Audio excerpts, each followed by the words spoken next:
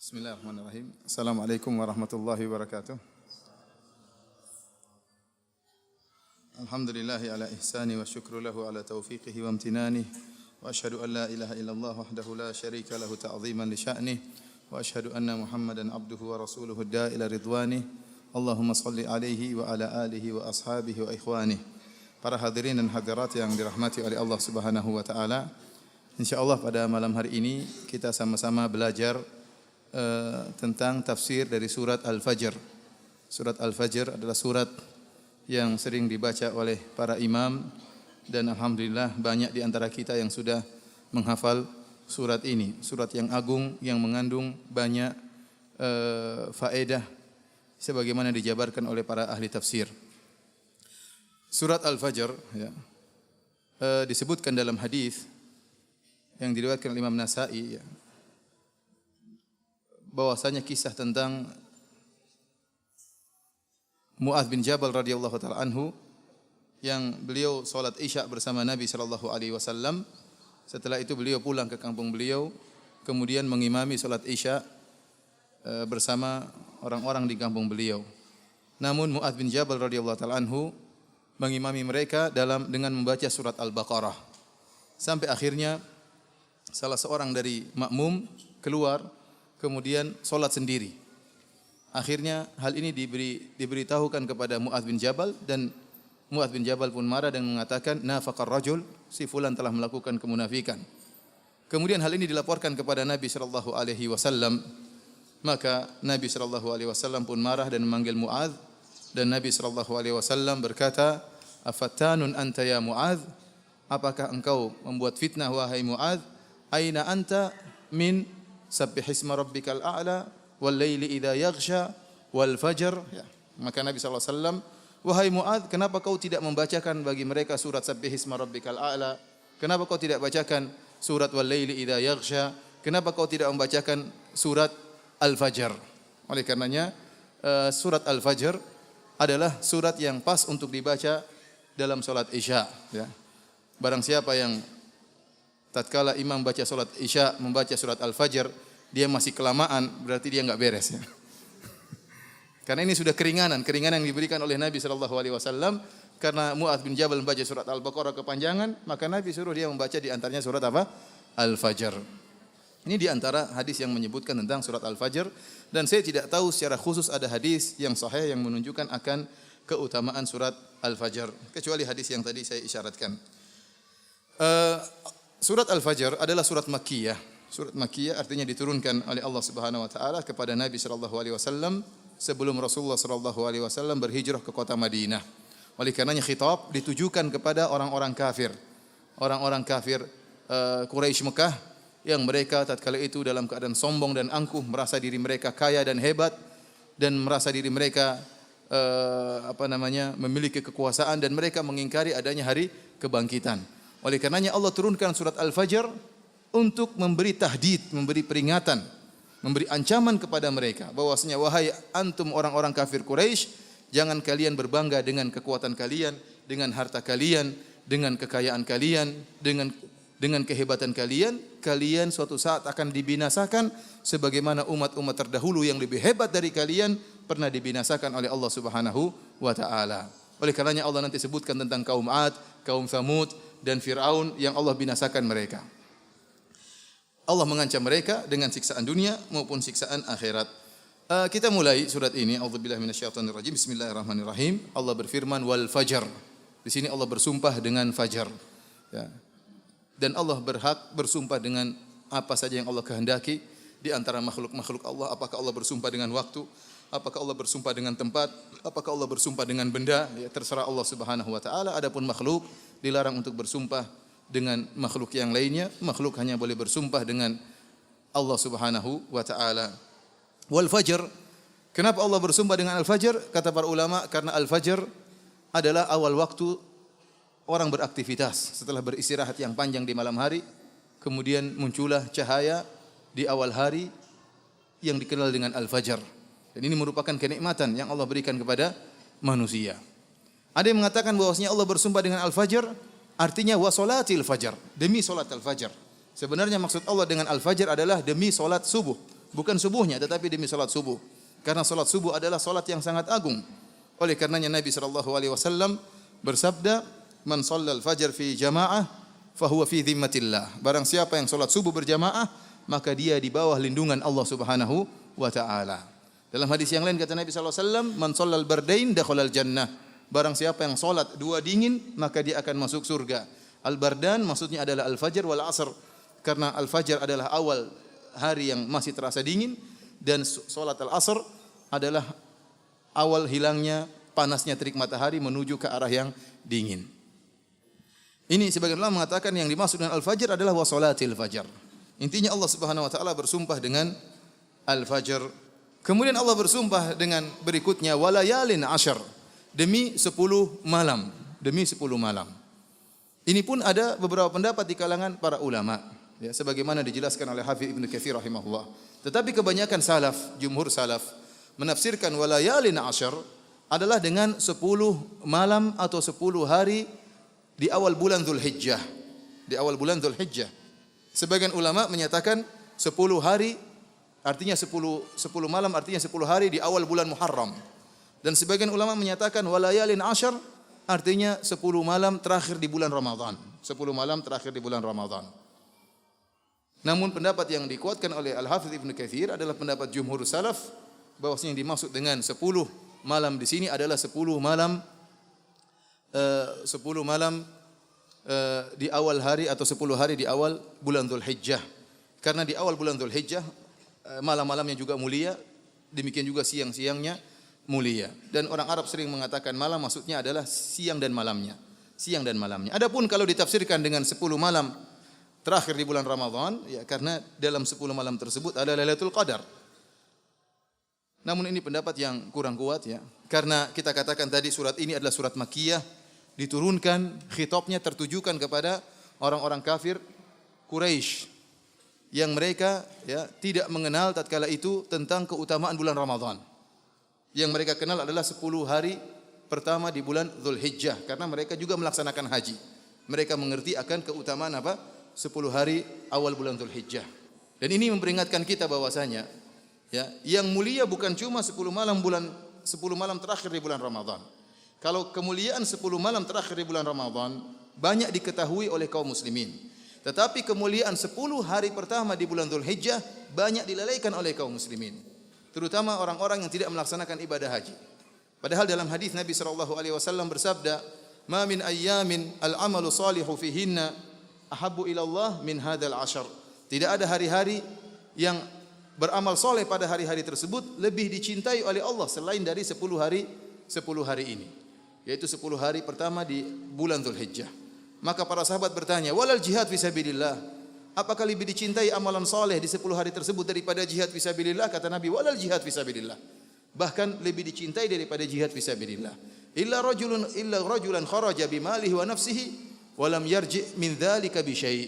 Kecuali seorang keluar berjihad dengan membawa jiwanya, kemudian membawa hartanya, kemudian dia balik tidak membawa sesuatu pun dari jiwa dan hartanya. Artinya dia berjihad, kemudian dia meninggal dunia, kemudian hartanya dirampas. Bukan cuma dia meninggal dunia, harta yang dia bawa seluruhnya, alat peperangannya, kudanya semua dirampas. Maka orang yang seperti ini baru bisa seimbang dengan orang yang beramal soleh di 10 hari pertama bulan Dzulhijjah.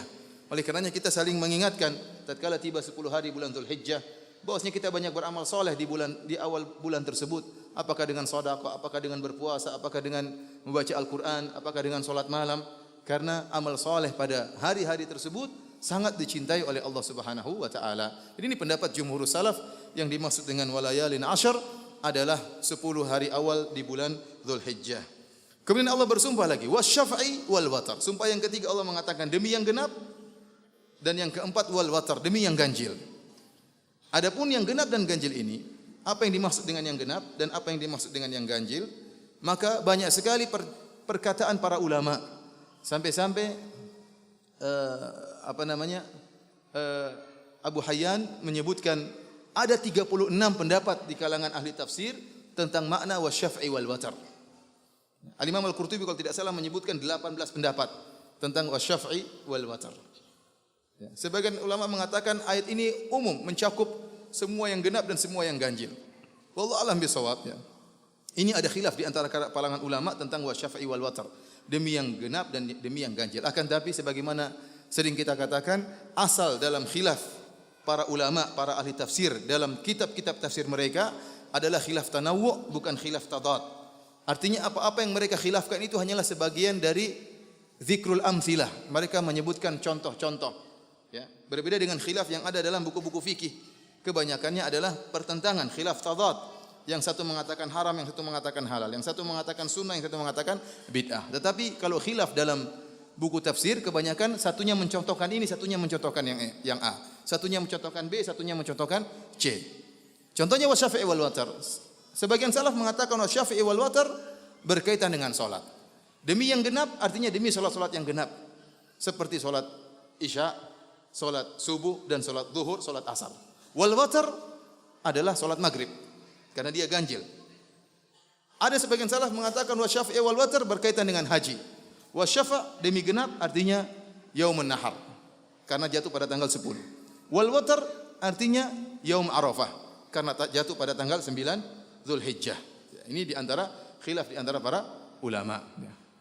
Dan ada yang mengatakan wasyafa'i wal watar. Wasyafa' artinya demi makhluk yang genap. Wal watar artinya demi Allah karena Allah satu-satunya yang ganjil. Wa min kulli syai'in khalaqana zawjayn la'allakum tadhakkarun. Kata Allah Subhanahu wa taala, dan segala sesuatu kami ciptakan genap agar mereka ingat akan keagungan Allah, agar mereka ingat bahwasanya Allah satu-satunya yang Maha Esa. Selain Allah semuanya genap. Allah ciptakan berpasang-pasangan. Ada laki-laki, ada perempuan. Ada jantan, ada betina. Ada atas, ada bawah. Ada kanan, ada kiri.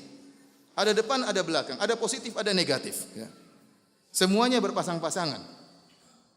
Cuma Allah yang Maha Esa wal watar, dan Allah witrun yuhibbul witr. Sungguhnya Allah Subhanahu wa taala ganjil. Ini pendapat yang kuat juga, didukung oleh firman Allah, wa min kulli syai'in khalaqana zawjaini. Dan segala sesuatu kami ciptakan berpasang-pasangan. Yang tidak berpasangan hanyalah Allah Subhanahu wa taala, qul huwallahu ahad, Allahus samad.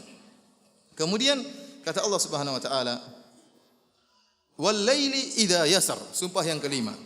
Demi malam tatkala yasar. Yasar dalam bahasa Arab bisa artinya adbar, bisa artinya aqbal.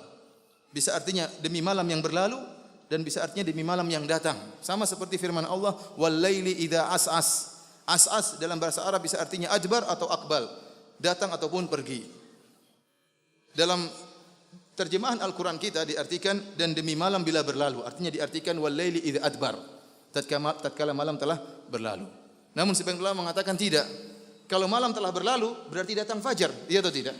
Kalau malam telah berlalu berarti datang apa? Fajar. Dan Allah telah bersumpah dengan demi fajar di awal surat. Berarti yang sekarang tatkala malam datang.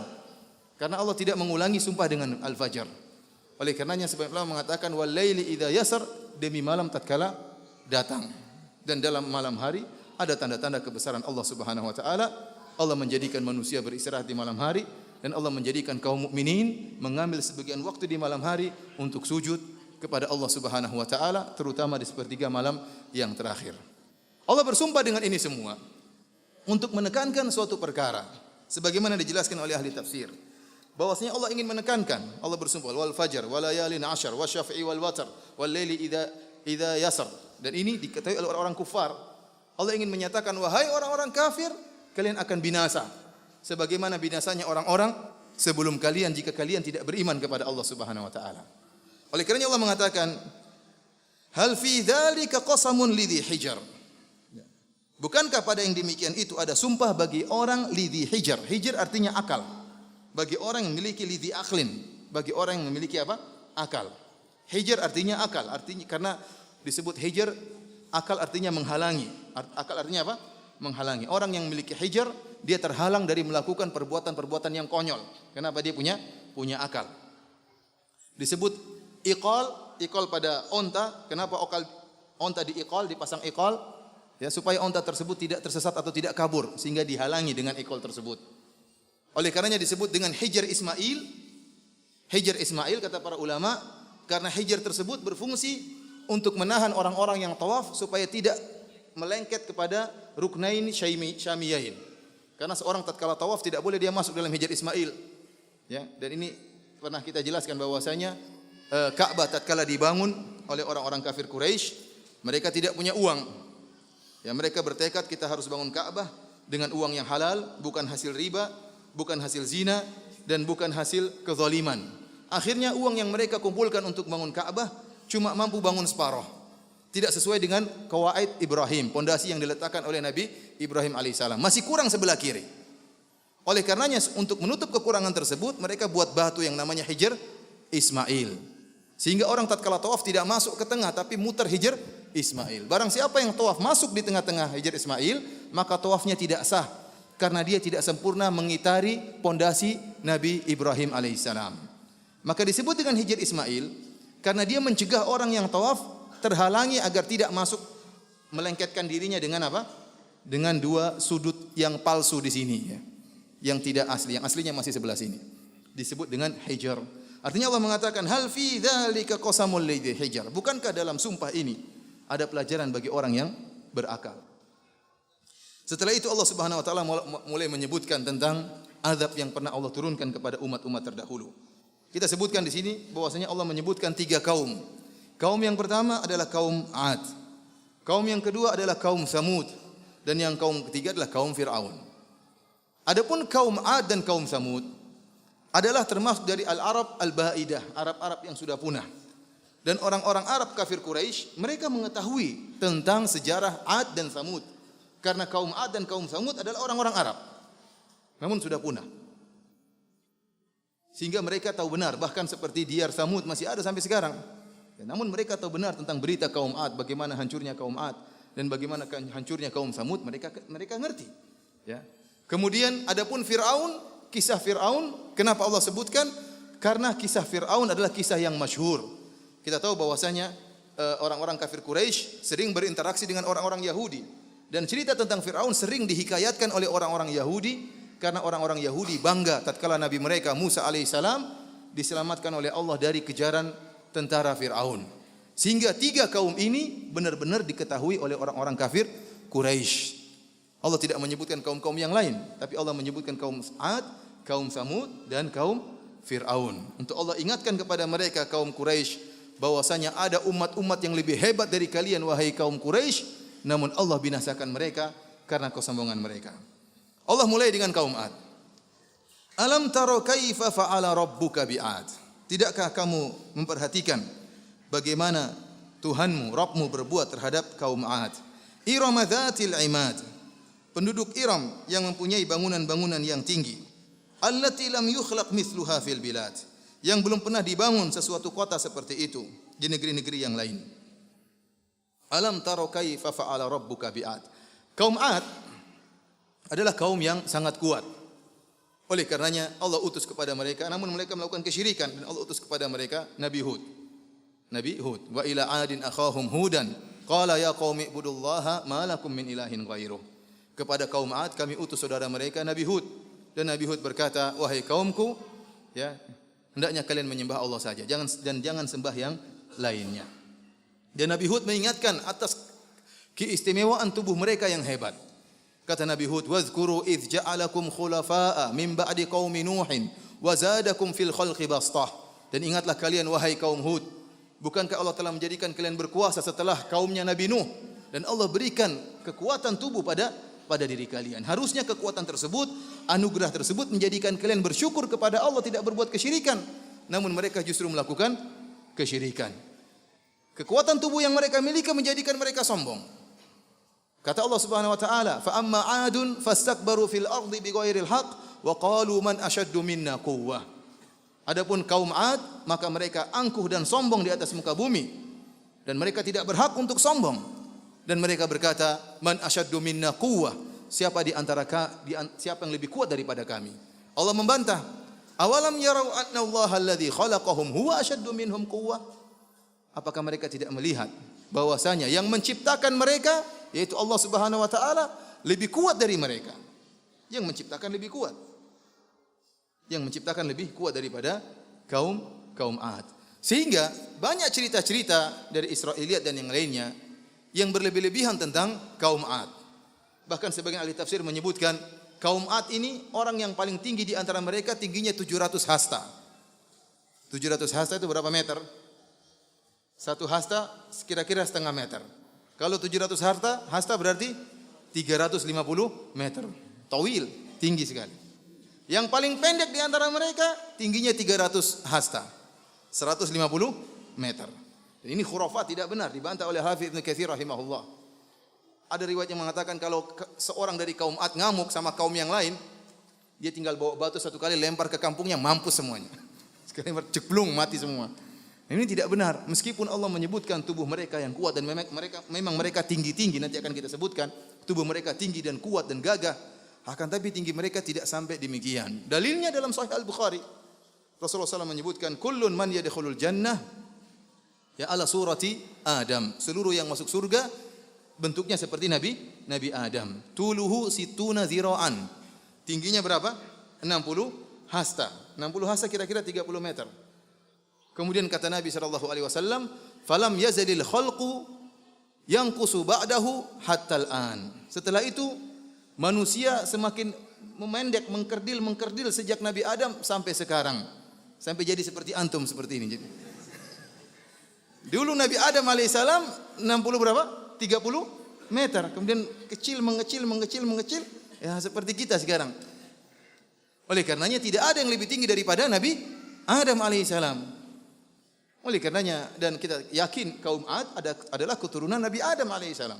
Bagaimana tinggi mereka kemudian 700 atau 350 meter, sementara Nabi Adam cuma 60 hasta. Karena kesombongan mereka, maka Allah hancurkan mereka. Kata Allah, Irama dzatil imad. Tidakkah kalian melihat bagaimana Allah menghancurkan kaum Ad? Irama dzatil imad. Iram di sini ada khilaf di antara para ulama. Ada yang mengatakan Iram adalah nama kota yang dihuni oleh kaum Ad. Dan kota tersebut kota yang menakjubkan, kata sebagian orang. Ya. Sampai disebutkan hikayat-hikayat makdzubah, hikayat-hikayat dusta bahwasanya kota mereka terdiri atas emas dan perak, jembatannya terbuat dari emas. Namun kata Al-Hafidz Ibnu Katsir rahimahullah ini semua tidak benar. Ya. Tidak benar. Iram adalah pendapat yang kedua di kalangan ahli tafsir dan ini kalau tidak salah dipilih oleh Hafidz Ibnu Katsir. Iram adalah nama kakeknya kaum Ad. Jadi kaum Ad, bapak mereka adalah Ad bin Iram bin Uwas bin Sam bin Nuh. Siapa namanya? Ad bin Iram bin Uwas bin Sam bin Nuh. Jadi Nuh punya anak siapa? Sam. Sam punya anak Uwas. Uwas punya anak Iram. Iram punya anak Ad. Kaum Ad anak-anaknya Ad ini. Jadi mereka generasi ke-6 setelah Nabi Nuh alaihi salam. Makanya Nabi Hud tatkala mengingatkan mereka, Nabi Hud mengatakan wazkuru idz ja'alakum khulafa'a min ba'di qaumi Nuh. Jadi Nabi Nuh masih dekat dengan mereka. Masih dekat dengan, ingatlah tatkala Allah menjadikan kalian penguasa-penguasa setelah kaum Nuh, menunjukkan kaum Nuh dekat dengan mereka. Kata Allah Irama dzatil imad, yang memiliki tiang-tiang. Imad artinya tiang-tiang. Ada sebagian ahli tafsir mengatakan mereka ini kaum Ad hidupnya dengan kemah-kemah atau kubah-kubah atau kemah-kemah yang didirikan di atas tiang-tiang. Kita tahu kalau orang ingin bikin kemah maka dibangun tiang-tiang yang tinggi untuk bangun kemah.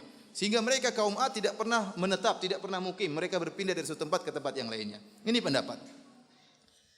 Namun pendapat ini kurang kuat. Pendapat yang lebih kuat bahwasanya mereka memiliki rumah dengan tiang-tiang yang tinggi. Dan perkataan Allah, imad, tiang yang tinggi menunjukkan tubuh mereka tinggi. Karena rumah mereka tinggi melazimkan mereka juga apa? Tinggi. Dan rumah mereka bukan terbuat dari kemah-kemah tapi bentuk yang permanen. Oleh karenanya Allah sebutkan tatkala Allah menghancurkan kaum Ad, rumah-rumah mereka masih tersisa. Sebagaimana Allah sebutkan dalam surat Al-Ahqaf kalau tidak salah, kata Allah Subhanahu wa taala, "Falamma ra'awhu 'aridan mustaqbila awdiyatihim, qalu hadza 'aridun mumtiruna, bal huwa masta'jaltum bihi rihum fiha 'adzabun alim, tudammiru kulla syai'in bi amri rabbiha fa asbahu la yura illa masakinuhum." Tatkala Allah mengirimkan angin yang akan menghancurkan mereka, mereka melihat dari jauh angin tersebut gelap seperti awan yang hitam. Kata mereka, ini hujan yang akan datang menyirami kami. Kata Allah, bal huwa masta'jaltum bi, itu bukan hujan, tetapi itu angin adalah azab yang kalian minta-minta untuk didatangkan azab tersebut. Fiha adzabun alim, dalam angin tersebut ada azab yang sangat pedih. Maka kemudian Allah meniupkan angin tersebut 8 malam dan 7 hari. Kata Allah Subhanahu wa taala, fa amma 'adun fa uhliku bit taghiyah sakharaha fa amma 'adun fa uhliku birihin sarsarin atiyah. Adapun kaum 'Ad maka dihancurkan dengan angin yang dingin dan bertiup sangat kencang. Sakharaha sab'a layalin wa thamaniyat ayamin husuma. Allah terbangkan mereka selama 7 malam dan 8 hari. Allah sebutkan dengan detail. Mereka dibawa oleh angin tersebut, angin yang sangat kencang tersebut, dingin dan kencang selama 7 malam dan 8 hari. Padahal tubuh mereka kuat. Antum bayangkan bagaimana angin bisa menerbangkan apa? Mereka. Saya melihat angin paling kencang saja tidak bisa menerbangkan kucing. Kucing aja nggak bisa terbang, paling kakinya loncat satu jatuh lagi. Ini angin begitu kuat sampai tubuh kaum 'Ad yang begitu kuat terbang. Bukan terbang sebentar, 7 malam 8 apa? 8 hari. Dan tidak berhenti, husuman tidak berhenti. Fataral qauma fiha sar'a, maka kau akan melihat kaum tersebut meninggal semuanya, tewas semuanya, ka'annahum a'jazu nakhlin khawiyah, seakan-akan seperti korma-korma yang tumbang. Kata sebagian ulama, mereka diterbangkan oleh Allah sehingga tatkala hari terakhir mereka dijatuhkan oleh Allah Subhanahu wa taala dengan kepala di tanah, kemudian kepala mereka patah seperti pohon korma yang sudah tua kemudian apa? Tumbang. Jadi jatuh begini, prek, kemudian apa? Kepalanya copot, patah sebagaimana pohon korma yang sudah tua kemudian ditumbangkan oleh tertumbangkan. Fahal tara lahum min baqiyah. Apa kalian melihat ada yang tersisa? Tidak ada yang tersisa, semuanya tewas. Namun kata Allah Subhanahu wa taala, fa asbahu la yura illa masakinuhum. Jadilah mereka semua tidak ada yang terlihat, semuanya tewas. Illa masakinuhum, kecuali tempat-tempat tinggal mereka. Artinya apa? Rumah-rumah mereka permanen. Kalau seandainya rumah-rumah mereka terbuat dari kemah, tentunya kemah tersebut akan apa? Hancur pula, diterbangkan dengan angin yang sangat kencang tersebut. Ini dalil bahwasanya Iram dzatil imad, kata Allah Subhanahu wa taala, Iram yang memiliki tiang-tiang yang tinggi, artinya rumah-rumah mereka terbuat dari tiang-tiang yang tinggi. Kata Allah Subhanahu wa taala, allati lam yukhlaq mithluha fil bilad, yang tidak pernah diciptakan seperti mereka, artinya kabilah seperti mereka di negeri-negeri, enggak ada. Allah tidak pernah menciptakan manusia hebat yang kuat seperti siapa? Kaum 'Ad. Tubuh kuat, kemudian hebat ya, kuat, terkenal kuat sehingga mereka sombong dengan mengatakan man asyaddu minna quwwah. Siapa di antara orang yang lebih kuat daripada kita? Ini cerita ini diketahui oleh orang kaum musyrikin Arab, kaum Quraisy. Wahai kaum Quraisy, apakah kalian lebih hebat daripada 'Ad? Jawabannya tentu tidak. Kaum 'Ad Allah hancurkan karena mereka musyrikin, menentang, mendustakan Rasul mereka, mengingkari hari kebangkitan, Allah hancurkan mereka. Sekarang Allah sebutkan kaum yang kedua, kaum Samud yang juga diketahui oleh orang kafir Quraisy. Wa Samud alladziina jabu as-sakhra bil wad. Dan kaum Samud yang mereka memotong ya, batu besar-besar, batu-batu besar di lembah. Kata para ulama, kaum yang pertama kali bisa memotong batu-batu besar kemudian dibawa dari lembah adalah kaum Samud. Oleh karena Allah sebutkan kenikmatan yang Allah berikan kepada mereka. Tattakhiduna min suhuliha qusura wa tanhituna al-jibala buyuta. Mereka membangun istana-istana di tanah yang landai dan mereka memahat gunung untuk dijadikan apa? Rumah-rumah. Kaum Samud adalah kaumnya Nabi Saleh. Wa ila Thamuda akhakum Salihah. Tatkala mereka berbuat kesyirikan, Allah mengutus kepada mereka Nabi Saleh mendakwakan tauhid kepada mereka. Namun kaum Samud ya, mereka enggan beriman dengan Nabi Saleh. Dan mereka mengatakan, wahai Saleh, kalau kau bisa keluarkan seekor onta dari batu, yang ciri-ciri onta tersebut demikian, warnanya demikian, dan dia bunting, onta tersebut dalam keadaan hamil, maka kami akan beriman kepadamu. Akhirnya Nabi Saleh tatkala mendengar pernyataan mereka, sebagaimana disebutkan oleh ahli tafsir, Nabi Saleh alaihissalam kemudian salat dan berdoa kepada Allah Subhanahu wa taala agar Allah mengeluarkan onta dari batu. Karena memang tempat mereka itu, kalau antum pergi sekarang di daerah Al-Ula, sampai sekarang masih ada tempat-tempat mereka. Isinya reliefnya adalah bebatuan-bebatuan dan bebatuan yang sangat indah-indah. Ya. Di antara relief bebatuan sampai saya lihat beberapa turis datang ke sana karena melihat relief bebatuan yang indah yang ada di kota Al-Ula. Ya. Sangat indah, seakan-akan kerang-kerang yang ada di lautan tetapi dia berada di atas permukaan bumi. Indah. Ya. Dan banyak batu-batu.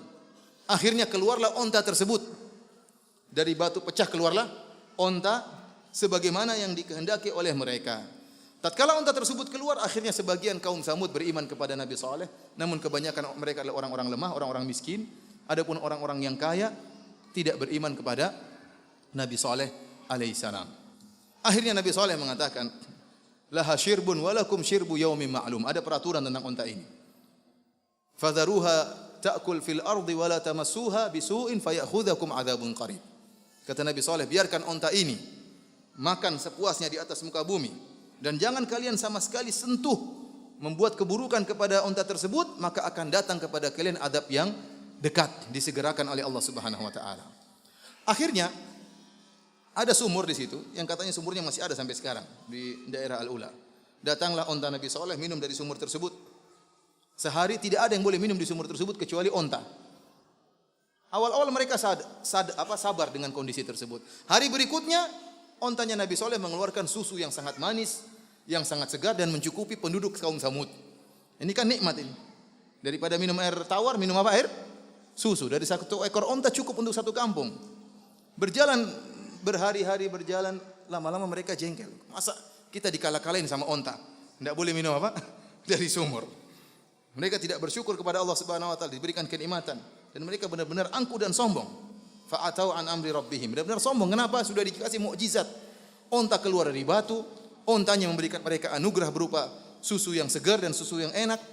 Akhirnya mereka jengkel dengan Nabi Saleh, maka mereka bertekad untuk membunuh apa? Onta Nabi Saleh. Bersepakatlah mereka rapat untuk membunuh onta Nabi Saleh. Kata Allah Subhanahu wa taala, "Idzim ba'atha ashqaha." Akhirnya salah seorang dari mereka yang paling celaka di antara mereka. Tatkala Allah mengatakan ashqaha, yang paling celaka di antara mereka, artinya semuanya celaka.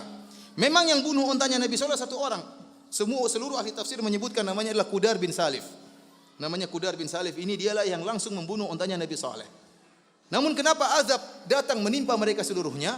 Karena meskipun dia yang melakukan, tapi dengan kesepakatan bersama kaum Samud. Maka semuanya celaka, namun yang paling celaka yang membunuh langsung onta Nabi Saleh. Fa'aqaruha, maka mereka pun bunuh ontanya Nabi Saleh. Maka apa kata Nabi Saleh? Tamatta'u fi darikum salasata ayyam. Silakan kalian bersenang-senang di rumah-rumah kalian selama 3 hari. Dzalika wa'dun ghairu makdzub. Akan tapi hukuman Allah akan datang dan tidak dusta. Ini benar akan datang. Akhirnya mereka mulai gemetar. Karena mereka tahu onta ini keluar dengan mukjizat. Dan Nabi Saleh ini kalau benar repot katanya. Akhirnya mereka punya rencana. Kata Allah sebenarnya Al-Quran, kata Allah Subhanahu wa taala, "Wa kana fil madinati tis'atu rahtin yufsiduna fil ardi wa la yuslihun." Dan di kota tersebut, kotanya kaum Samud, ada 9 orang. Mereka berbuat kerusakan dan mereka tidak melakukan kebaikan. Qalu taqasamu billah. Mereka bersumpah dengan nama Allah. Mereka beriman kepada Allah. Bahkan bukan hanya kaum Quraisy yang beriman kepada Allah. Kaum Nabi Saleh juga beriman kepada Allah, hanya saja mereka berbuat kesyirikan. Makanya Allah mengatakan, qalu taqasamu billah lanubayyitannahu wa ahlahu thumma lanaqulanna liwaliyhi ma syahidna mahlika ahlihi wa inna lasadiqun. Mari kita bunuh Nabi Saleh, kita serang malam-malam, kita bunuh dia dan keluarganya. Disebutkan oleh Ibnu Katsir rahimahullah, mereka bersepakat, kata mereka, ini Saleh, kalau Saleh benar, kita bakalan mampus 3 hari lagi. Kalau gitu kita bunuh dia saja, dia mampus dulu sebelum kita mampus. Ini rencana mereka. Karena mereka takut ini, jangan-jangan benar ini. Dan mereka ada keyakinan, ada kekhawatiran bahwasanya janji Nabi Saleh 3 hari selanjutnya akan datang azab Allah Subhanahu wa taala. Makanya mereka mengatakan, sudah, dia mati dulu, kita mati sama-sama. Dia mati dulu baru kita. Akhirnya mereka pun berjalan menuju ke rumah Nabi Saleh untuk membunuh Nabi Saleh. Tapi Allah membuat makar kepada mereka. Kata Allah Subhanahu wa taala, "Wa makaru makran wa makarna makran wa hum la yash'urun." Mereka buat makar, namun Allah juga punya makar dan mereka tidak sadar atas makar Allah Subhanahu wa taala. Akhirnya Allah Subhanahu wa taala menghancurkan mereka, dammarnahum wa qaumahum. Allah hancurkan mereka sebelum kaumnya. Jadi 9 orang ini tewas sebelum apa? 3 hari datang. Maunya bunuh Nabi Saleh, mereka tewas di luar. Akhirnya Al-Hafidz Ibnu Katsir menyebutkan riwayat. Jadi ontanya Nabi Saleh dibunuh hari Rabu. Dibunuhnya hari apa? Rabu.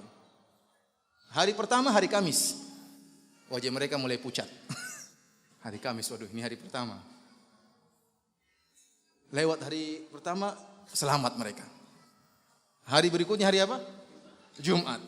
Disebutkan wajah mereka mulai memerah kalau nggak salah. Pokoknya wajahnya mulai berubah-ubah, mulai gemetar. Lewat hari Jumat. Tiba hari Sabtu, wajah mereka mulai menghitam. Kenapa? Artinya ketakutan. Tatkala tiba hari Ahad, maka mereka tidak tahu apa yang mereka lakukan dan azab apa yang akan datang. Tiba-tiba azab tersebut datang dengan tiba-tiba, fa akhadhathumus sayhah, fa akhadhathumur rajafatu. Tiba-tiba terdengar suara yang sangat keras dan gempa yang sangat keras, ya, akhirnya mereka pun tewas seketika dalam waktu yang sangat singkat. Inilah kisah, ya, kaum Samud yang mereka juga memiliki kekuatan.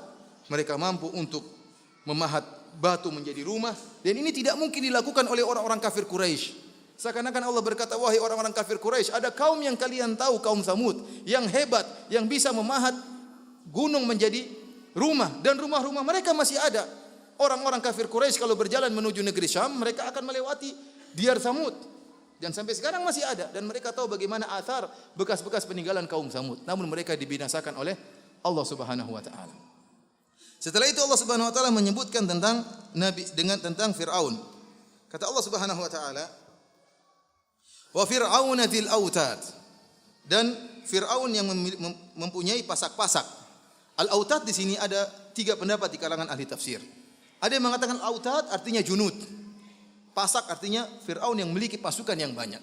Dan kita tahu bahwasanya Fir'aun tatkala mengejar Nabi Musa, dia membawa seluruh pasukan yang jumlahnya sangat banyak. Ada yang mengatakan al-autad adalah pasak-pasak yang dipasang tali. Fir'aun dahulu kalau mengazab Bani Israel, maka diikat Bani Israel tersebut dengan tali. Kakinya yang kiri diikat dengan tali, kakinya yang kanan diikat dengan tali, tangan kanan diikat dengan tali, kaki kiri diikat dengan tali, kemudian ditarik dengan kuat. Diletakkan batu di atasnya sehingga kemudian tersiksa sampai meninggal dunia. Maka Allah menyebutkan dzil autad, yaitu menyiksa dengan autad, tali-tali pasak tersebut. Tafsiran yang ketiga bahwasanya Firaun dzil autad, Firaun memiliki tempat permainan yang dibuat dengan pasak autad, ya, seperti apa namanya? Stadion olahraga. Mungkin main futsal seperti itulah, kira-kira. Artinya ada lapangan yang dibuat untuk bermain-main, mereka berhura-hura, yang dibuat dengan tali-tali pasak, ya, kemudian dijadikan tempat mainan. Dan ini tafsiran tidak bertentangan, semuanya benar. Firaun begini dan begini dan begini. Dan Firaun yang sangat angkuh tersebut ternyata Allah binasakan. Allah binasakan sebagaimana disebutkan para ahli tafsir. Nabi Musa alaihissalam tatkala melewati lautan, ya, laut merah, maka dia pun memukulkan tongkatnya, maka laut pun terbuka sehingga Nabi Musa dan para pengikutnya melewati laut tersebut. Tatkala Nabi Musa alaihissalam dan pengikutnya melewati laut tersebut, hal ini disaksikan oleh Firaun dan pengikutnya. Ini mukjizat yang luar biasa. Mukjizat yang luar biasa. Bayangkan laut terbelah, tiba-tiba kering, tidak becek. Allah jadikan yabasan, kering dan mudah dilewati oleh Nabi Musa dan para pengikutnya.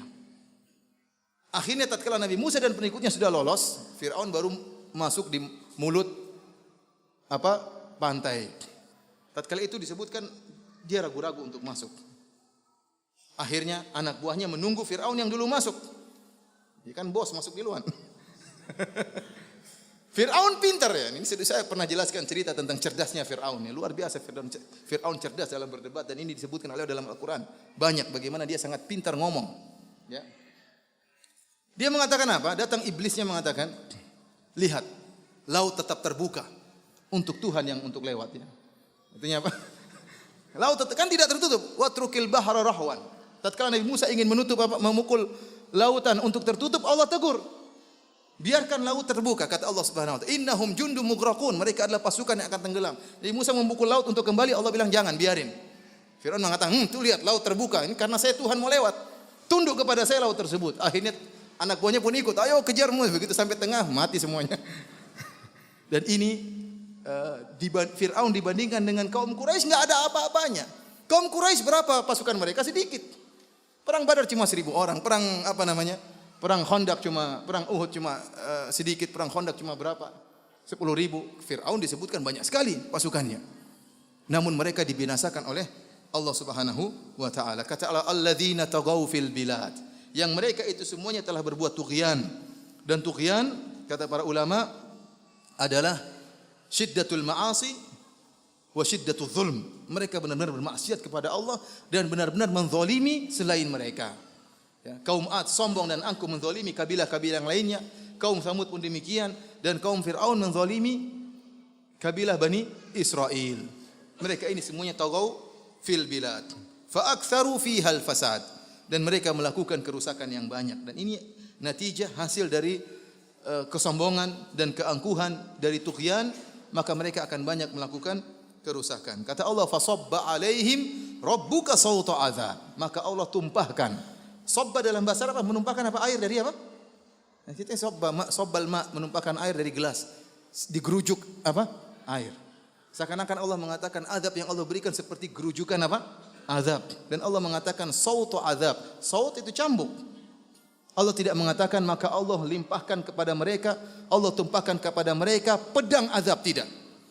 Tapi Allah mengatakan cambukan azab. Cambuk lebih ringan daripada pedang. Seakan-akan Allah mengatakan kepada kaum Quraisy, ini azab yang Allah turunkan kepada kaum Samud dan kaum Ad dan kaum Fir'aun, azab yang kecil dibandingkan dengan azab di akhirat.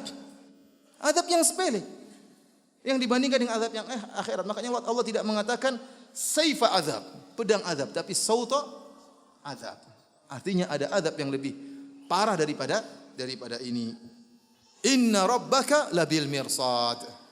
Kata Allah, sungguhnya Rabbmu dalam kondisi mengawasi. Allah tidak mengatakan hanya melihat, tetapi apa? Mengawasi. Dan kita tahu mengawasi itu melihat dengan apa? Dengan lebih detail. Lebih apa? Lebih awas kalau istilah kita. Sehingga wahai kalian, wahai kaum Quraisy, apapun yang kalian ucapkan, apapun yang kalian perbuat, apapun tindak tanduk kalian, semuanya diawasi oleh Allah Subhanahu wa taala. Tidak ada yang luput dari pengawasan Allah Subhanahu wa taala. Dan ini ayat merupakan ancaman, tahdid.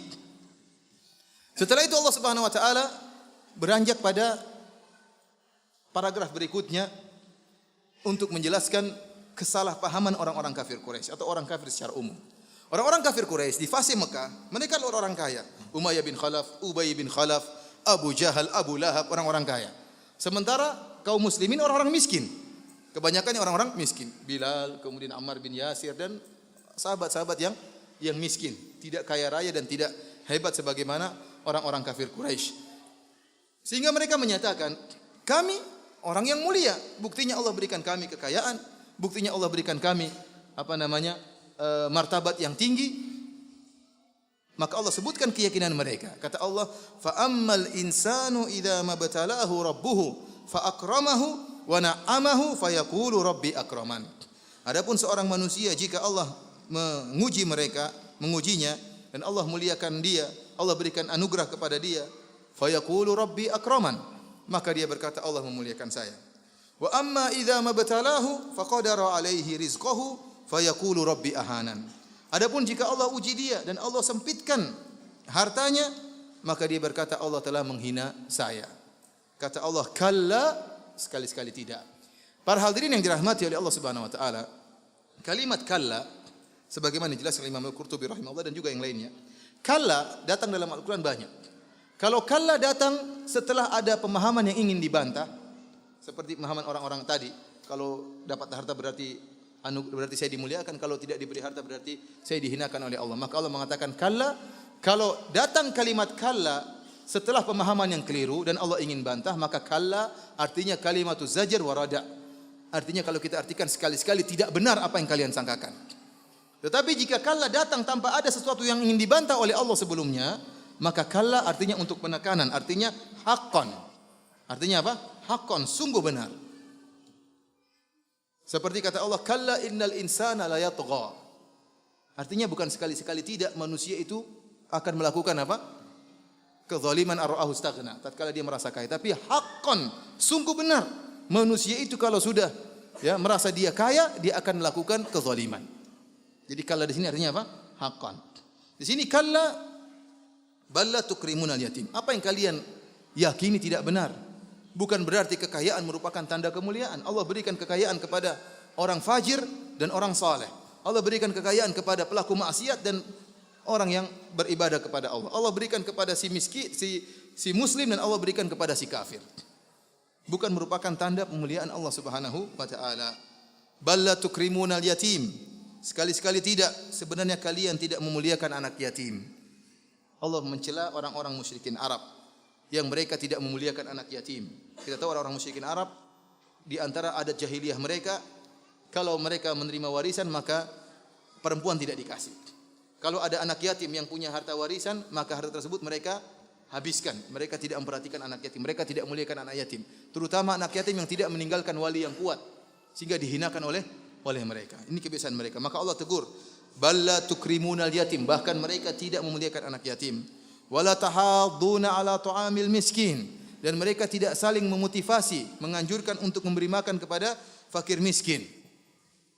Wa ta'kuluna turatha aklan lamma. Dan mereka memakan harta warisan. Ya, mereka memakan harta dengan mencampur adukan antara harta yang halal dengan harta yang haram. Mereka tidak peduli. Yang penting mereka dapat harta. Wa tuhibbunal mala hubban jamma. Dan mereka mencintai harta dengan cinta yang sangat besar. Dengan cinta yang sangat besar. Di sini Allah mencela orang-orang musyrikin Arab, kenapa mereka tidak mau bersedekah, kenapa mereka tidak mau memberi makan fakir miskin, tidak memberi makan kepada anak yatim. Kenapa? Tuhibbunal mala hubban jamma. Karena mereka cinta kepada harta dengan cinta yang sangat besar. Sekali lagi saya katakan, kecintaan kepada harta adalah tabiat manusia. Namun yang tidak boleh adalah mencintai harta berlebih-lebihan. Ya, sehingga menjadikan harta yang mengatur kehidupan kita. Memasukkan harta dalam apa? Dalam hati. Sehingga mencintainya dengan kecintaan yang luar biasa. Jadilah seorang penyembah harta. Sebagaimana sabda Nabi SAW, ta'isa abdud dinar, ta'isa abdud dirham. Celaka penyembah dinar dan celaka penyembah dirham. Ayat ini juga menjelaskan bagaimana perhatian Nabi SAW tentang anak yatim dan memberi makan kepada fakir miskin. Padahal ayat ini turun di fase Mekah. Kita tahu Nabi SAW tatkala di masih fase Mekah, kebanyakan ayat turun tentang masalah akidah. Kebanyakan ayat turun tentang apa? Masalah akidah. Kapan turun ayat-ayat berkaitan dengan ahkam? Tatkala Nabi di Madinah. Baru muncul turun ayat tentang apa? Siam, tentang haji, tentang zakat, semuanya di Madinah. Tetapi ternyata sejak di Mekah sudah turun ayat-ayat yang menganjurkan untuk beri makan kepada fakir miskin, untuk memperhatikan anak yatim. Oleh karenanya perkara masalah menolong orang lain merupakan perkara inti dalam agama. Manusia diperintahkan oleh Allah untuk membantu sesamanya yang dalam keadaan sulit, dalam keadaan susah, seperti anak yatim dan juga fakir miskin. Setelah itu Allah menyebutkan tentang hari kiamat. Kata Allah, kalla idza dukkatil ardu dakkan dakka. Kalla di sini sebagian ulama mengatakan maknanya haqqan. Karena tidak ada kalimat sebelumnya yang ingin dibantah oleh Allah Subhanahu wa taala. Oleh karena Allah mengatakan kalla idza dukkatil ardu dakkan dakka. Sungguh tatkala bumi digoncangkan berulang-ulang, dakkan digoncangkan. Ada dua tafsiran di kalangan para ulama. Apa yang dimaksud dengan dakkan? Dakkan artinya digoncangkan. Ada yang menyatakan dakkan artinya yang tinggi diratakan, diratakan. Dan ini sebagaimana ayat-ayat yang lain yang menjelaskan tentang ahwal yaumul qiyamah, tentang dahsyatnya hari kiamat. Bahwasanya bumi dirubah. Kata Allah Subhanahu wa taala, "Yauma tubaddalul ardu ghairal ard." Bumi dirubah bukan sebagaimana semula. Bumi dimodifikasi oleh Allah Subhanahu wa taala. Kata Allah, "Wa idzal ardu muddat." Tatkala bumi ditarik. Sebagaimana ditariknya kulit. Kulit kalau ditarik datar. Oleh karena Allah mengatakan, "La tara fiha iwajan wala amta." Kau tidak akan melihat di bumi tersebut ada gunung ataupun lembah, tidak ada, datar. Bumi yang tadinya bulat didatarkan oleh Allah Subhanahu wa taala sehingga lebih luas, cukup bagi seluruh penghuni bumi, ya, sejak zaman Nabi Adam sampai hari kiamat. Kemudian Allah turunkan matahari dengan jarak apa? Satu mil. Sehingga ikhwani fillah wa akhwati fiddin azani Allah wa iyyakum, tatkala matahari diturunkan dalam jarak 1 mil, semuanya terasa panas dengan sama rata. Kenapa? Bumi apa? Diratakan. Gunung-gunung dihancurkan. Kata Allah, kalla idza dukkatil ardu dakkan dakka. Apabila bumi diguncangkan berulang-ulang. Wa jaa rabbuka wal malaku saffan saffa. Maka datanglah Rabbmu dan para malaikat dengan bersaf-saf, yaitu li faslil qada. Para ulama sepakat yang dimaksud dengan datangnya Allah yaitu untuk memulai persidangan. Jadi ayat ini seakan-akan menjelaskan setelah bumi diratakan, manusia dibangkitkan di padang mahsyar, maka mereka menantikan kedatangan siapa? Allah Subhanahu wa taala. Dan hari tersebut, ya, fi yaumin kana miqdaruhu 50 alf sanah. Satu hari seperti 50.000 tahun. Fa idahum qiyamun yanzurun. Tiba-tiba mereka berdiri menanti kedatangan Allah dengan penantian yang sangat lama dengan penuh kepayahan. Oleh karenanya Allah sebutkan pada hari tersebut, orang-orang datang kepada Nabi Adam alaihissalam. Mereka mengatakan, "Ya Adam, anta abul bashar." Engkau adalah nenek moyang manusia. Khalaqakallahu biyadai. Allah ciptakan engkau dengan kedua tangannya. Wa asjada Allahu laka malaikatahu. Allah menjadikan malaikat sujud kepada engkau. Ala tara ma nahnu fi. Tidakkah kau lihat apa yang kami rasakan? Ala tashfa' lana inda rabbik. Tidakkah engkau beri syafaat bagi kami di sisi Allah Subhanahu wa taala? Syafaat bukan menolong mereka, tapi syafaat untuk mulai persidangan. Karena mereka tidak kuasa menahan kepayahan pada hari tersebut. Maka apa kata Nabi Adam alaihissalam? Nabi Adam alaihissalam meminta uzur. Dia mengatakan, saya telah bersalah. Saya pernah mendekati pohon yang dilarang oleh Allah untuk saya dekati. Padahal kita tahu kesalahan Nabi Adam tersebut sudah dimaafkan oleh Allah atau tidak? Sudah. Dia sudah bertobat kepada Allah. Fataba alaih, kata Allah, terima tobatnya. Namun tatkala hari yang sangat dahsyat tersebut, meskipun tobatnya sudah diterima oleh Allah, Nabi Adam takut. Nabi Adam takut. Demikian juga tatkala mereka datang kepada Nabi Ibrahim alaihissalam.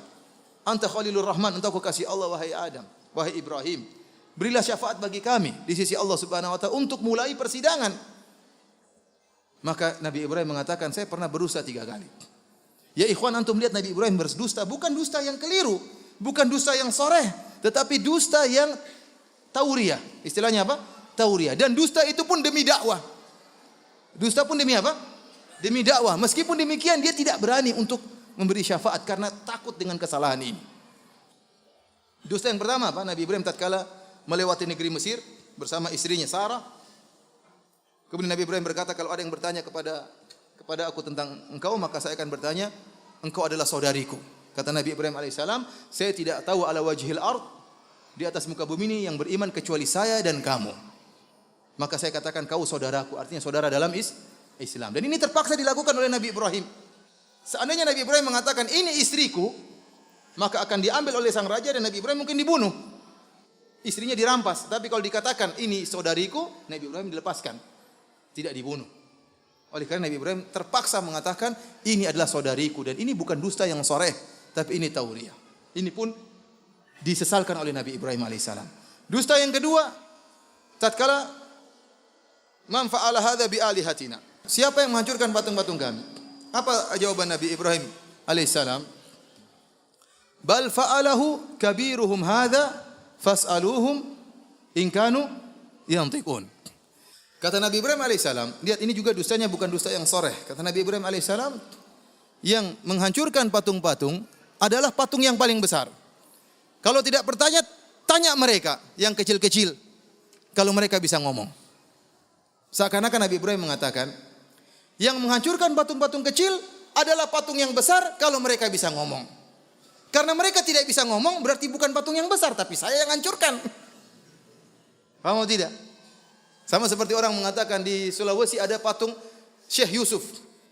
Patung Syekh Yusuf itu kalau kamu panggil dia Syekh Yusuf, kalau dia dengar panggilanmu dia akan balik. Cuma dia tidak bisa dengar maka dia tidak balik. Begitu. Seperti itu. Artinya Nabi Ibrahim alaihissalam tidak berdosa yang soreh.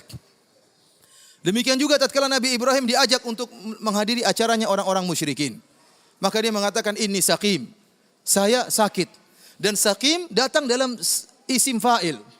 Saqim dalam isim apa? Fa'il. Dan kita tahu dalam nahwu isim fa'il menunjukkan masa depan. Seperti untuk kita mengatakan, kamu mau kemana? Ana zahib. Saya akan pergi. Belum pergi tapi saya akan apa? Pergi. Dan dia mengatakan ini saqim, saya akan sakit. Ini tidak dusta. Namanya manusia pasti pernah sakit, iya atau tidak? Dan dia mengatakan Nabi Ibrahim apa? Fa idza maridtu fahuwa yashfin. Kalau saya sakit dan dia benar sakit. Oleh katanya dustanya Nabi Ibrahim tidak ada yang dusta soreh, semuanya demi dakwah.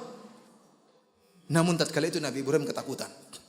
Dia mengatakan nafsi, masing-masing urusannya pribadi. Idhabu ila ghairi. Pergilah kepada nabi yang lain. Bagaimana dengan kita yang dosanya sangat banyak, dimaafkan enggak tahu? Parah ya. Parah atau tidak dosa-dosa kita ini? Allah musta'an. Semoga Allah mengampuni dosa-dosa kita. Dan saya ingatkan di antara hal yang sangat membantu mengampuni dosa-dosa adalah menuntut ilmu. Ingat sabda Nabi SAW, wa innal alim la yastaghfiru lahu man fis samawati wa man fil ard hatal hitan fil bahar. Sungguhnya orang yang berilmu akan dimohonkan ampunan oleh penduduk langit dan penduduk bumi sampai ikan-ikan yang ada di lautan. Di antara sebab maghfirah yang besar adalah menuntut apa? Menuntut ilmu. Para hadirin rahmati Allah Subhanahu wa taala, akhirnya Nabi Muhammad sallallahu alaihi wasallam mengatakan ana laha, saya yang akan meminta syafaat kepada Allah Subhanahu wa taala. Maka Nabi pun sujud di bawah arsy. Sujud yang lama memuji Allah Subhanahu wa taala. Kemudian Allah mengatakan, "Ya Muhammad, irfa' ra'sak wasal tu'ta washfa' tushaffa." Angkat kepalamu, engkau berilah syafaat dan akan diberi syafaat, mintalah kau akan dikabulkan. Maka Allah pun turun, ya, datang untuk melaksanakan hari persidangan sebagaimana firman Allah Subhanahu wa taala, "Wa jaa'a rabbuka wal malaku saffan saffa." Kata Allah, "Waji'a yauma idzin bi jahannam." Setelah disidang, dihisab, setelah ditimbang, maka dihadirkan neraka Jahannam. Dilihat oleh orang-orang kafir, dilihat oleh para pelaku maksiat dan mereka ketakutan tatkala itu. Kata Nabi sallallahu alaihi wasallam, "Yu'ta bi jahannam yauma idzin laha sab'una alfa zimamin likulli zimamin sab'una malakin yajurrunaha." Neraka dihadirkan, didatangkan memiliki 70 tali, 70.000 tali dan masing-masing tali dibawa oleh 70.000 malaikat. Ada 4.900.000.000 malaikat yang tarik menghadirkan apa? Neraka Jahannam. Kita enggak tahu besarnya malaikat kayak apa, kita enggak tahu talinya besarnya kayak apa, kita enggak tahu antara tali yang satu dengan tali yang lain besarnya kayak apa. Yang jelas neraka sangatlah luas, ya, sangatlah luas. Maka dia sering mengatakan hal mim mazid, masihkah ada tambahan, masihkah ada tambahan. Bahkan matahari dimasukkan dalam neraka, bulan dimasukkan dalam neraka. Para hadirin dan hadirat yang dirahmati oleh Allah Subhanahu wa taala, tatkala mereka melihat neraka Jahannam dihadirkan, maka kata Allah, yauma idzi yatadzakkarul insan, maka pada hari tersebut manusia ingat.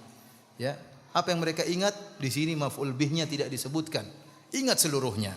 Sebagaimana dalam ayat yang lain, ya, yatadzakkarul insan ma sa'a.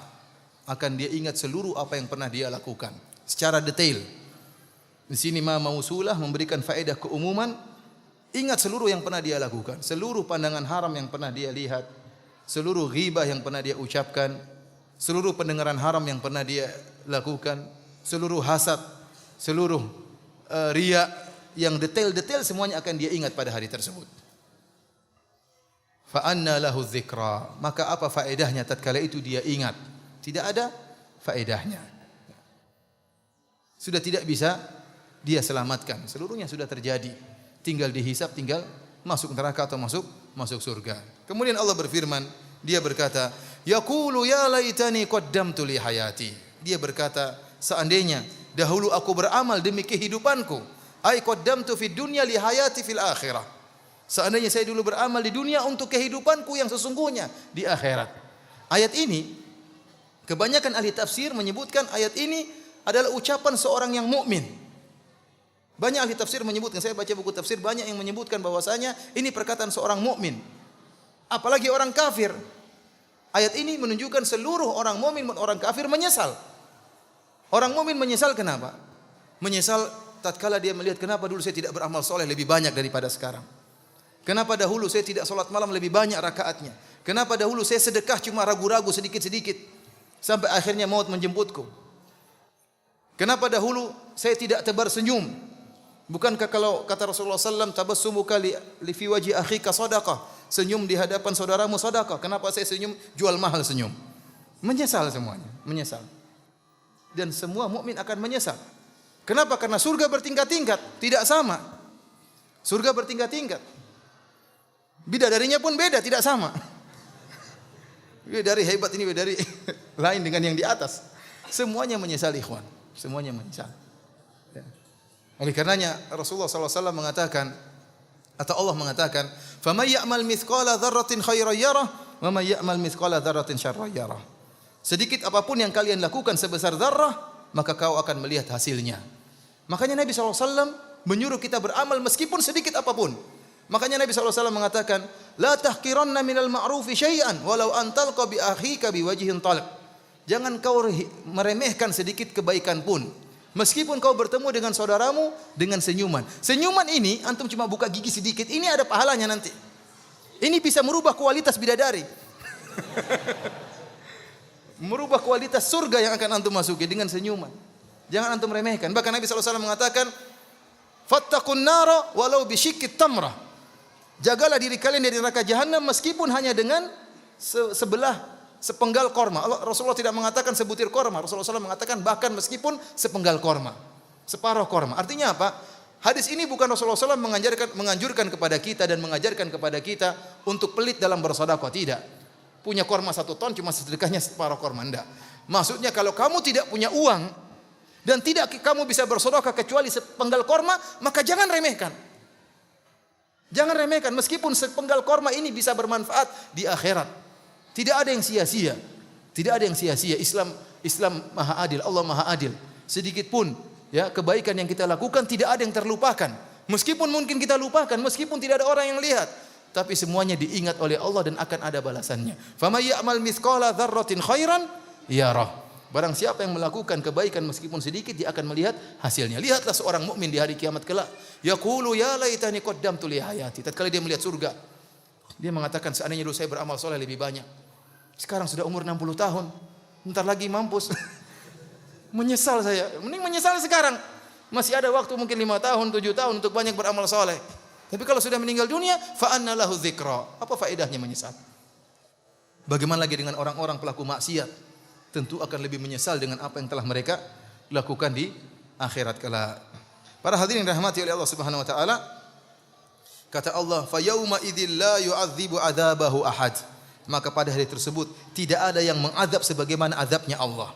Wala yusiku wathaqahu ahad, dan tidak ada yang membelenggu, tidak ada yang mengikat sebagaimana ikatan Allah. Betapapun azab yang dilakukan oleh seorang di dunia ini, meskipun dia bertafannun, dia berusaha melakukan azab yang sangat pedih, tidak akan sama dengan azabnya Allah Subhanahu wa taala. Mau dia siksa dengan cara apapun, siksaan dia akan kalah dengan siksaan Allah di akhirat. Tidak akan sama. Bagaimanapun dia cara mengikat manusia untuk menyeret, untuk menyiksa, tidak akan sama dengan idzil aglalu fi a'naqihim wassalasilu yushabun. Tatkala Allah meletakkan belenggu di leher-leher mereka dan Allah ikat dengan rantai-rantai, tidak akan sama dengan rantainya Allah di akhirat, di neraka jahanam. Tidak akan sama dengan ikatan belenggu besi Allah di neraka jahanam. Kemudian setelah itu Allah Subhanahu wa taala berfirman, setelah Allah menyebutkan tentang orang-orang yang dibinasakan oleh Allah, orang-orang kafir, Allah tutup dengan orang-orang yang beriman kepada Allah. Allah mengatakan, "Ya ayyatuhan nafsul mutmainnah," wahai jiwa yang tenang. Ya, tenang di sini banyak perkataan ahli tafsir. Ada yang mengatakan tenang dengan berzikir kepada Allah Subhanahu wa taala. Tenang, aman dari azab neraka jahanam. Tenang dari kedahsyatan hari kiamat. Kemudian tenang artinya beriman kepada Allah Subhanahu wa taala. Tenang artinya yakin dengan hari akhirat. Ini jiwa-jiwa yang selamat, jiwa-jiwa yang tenang. Irji'i ila rabbiki radiyatan mardiyah. Kembalilah engkau kepada Rabbmu dengan hati yang puas dan diridhai oleh Allah Subhanahu wa taala. Fadkhuli fi ibadi, maka masuklah engkau ke dalam hamba-hambaku, jamaah hamba-hambaku. Wadkhuli jannati, dan masuklah engkau ke dalam surgaku. Demikianlah para hadirin rahmati Allah Subhanahu wa taala, kajian kita tentang tafsir surat Al-Fajr.